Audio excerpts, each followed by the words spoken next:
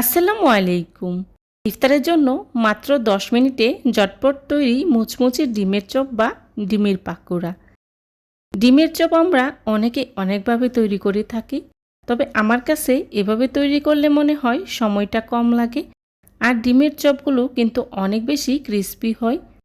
রমজানে যেহেতু আমাদের হাতে সময়টা কম থাকে, তাই আমরা চেষ্টা করি ঝটপট কোনো ইফতার তৈরি করার।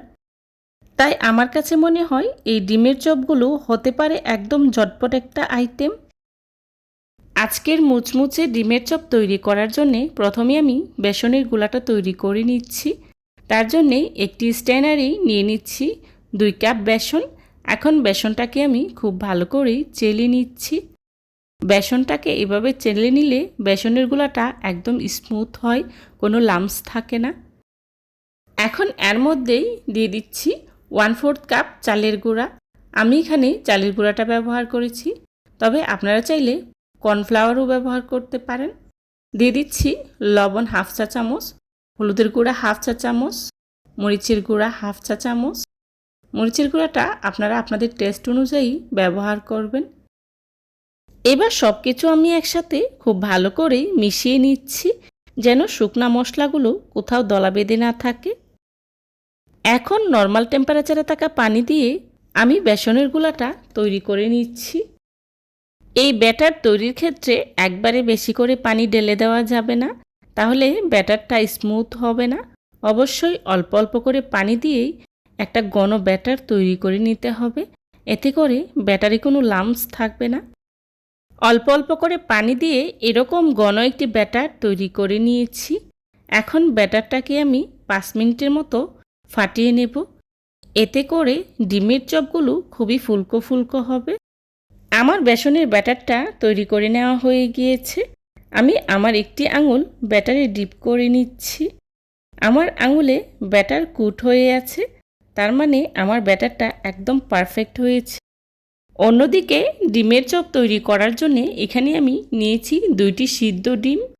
আমি এখানে 2টি ডিম নিয়েছি, আপনারা আপনাদের প্রয়োজন অনুযায়ী নিয়ে নেবেন। এখন ডিমগুলোকে আমি 4 ভাগে ভাগ করে কেটে নিচ্ছি। আমি ডিমগুলোকে 4 ভাগে ভাগ করে কেটে নিচ্ছি, আপনারা আপনাদের মতো করে কেটে নেবেন। এভাবে করে ডিমের চপগুলো তৈরি করলে ডিমের চপগুলো খেতে খুবই ভালো লাগে। আমার ডিমগুলো কেটে নেওয়া হয়ে গিয়েছে। এখন চপ তৈরি করার পালা। চপ তৈরি করার জন্যে একটি করে ডিমের পিস নিয়ে আগে থেকে তৈরি করে রাখা বেসনের গুলায় ডিপ করে নিচ্ছি। অন্যদিকে চুলায় একটি প্যান বসিয়েই পরিমাণ মতো তেল গরম করে নিয়েছি। এখন এর মধ্যেই এক এক করেই দিয়ে দিচ্ছি ডিমের চপগুলো। ডিমের চপগুলো দিয়েই খুব ভালো করে উল্টে পাল্টে ভেজে নেব। এই ডিমের চপগুলো তৈরি করা খুবই সহজ, অল্প সময়ে অল্প উপকরণে তৈরি করে নেওয়া যায়। আর এই ডিমের চপগুলো ছোট থেকে বড় সবাই কিন্তু খেতে খুবই পছন্দ করে। একটা পাশ হয়ে গেলেই উল্টে দিচ্ছি, আর এভাবেই উল্টে পাল্টে ডিমের চপগুলোকে আমি খুব ভালো করেই ভেজে নিয়েছি। দেখতেই পাচ্ছেন আমার ডিমের চপগুলো ভেজে নেওয়া হয়ে গিয়েছে। এবার একটি স্ট্যানারের সাহায্যে তেলটা খুব ভালো করে জড়িয়ে চুলা থেকে নামিয়ে নিচ্ছি। চুলা থেকে নামিয়ে আমি একটি সার্ভিং ডিশে সার্ভ করে নিচ্ছি। যারা এতক্ষণ ধৈর্য সহকারে আমার ভিডিওটি দেখেছেন তাদেরকে জানাই অসংখ্য ধন্যবাদ। আমার আজকের এই রেসিপিটি যদি আপনাদের কাছে ভালো লেগে থাকে তাহলে অবশ্যই লাইক কমেন্ট শেয়ার করতে ভুলবেন না। আপনাদের একটি লাইক এবং একটি কমেন্টস আমাকে নতুন নতুন ভিডিও তৈরি করতে অনেক অনুপ্রাণিত করে। এই ধরনের সব ঘরোয়া এবং মজার মজার রেসিপি পেতে আমার চ্যানেলটি ভিজিট করে আসবেন প্লিজ। দেখুন ডিমের চপগুলো দেখতে কতটা লোভনীয় হয়েছে, আর খেতেও কিন্তু ভীষণ মজার হয়েছিল। আমি একটি ডিমের চপ আপনাদের সাথে ভেঙে শেয়ার করছি।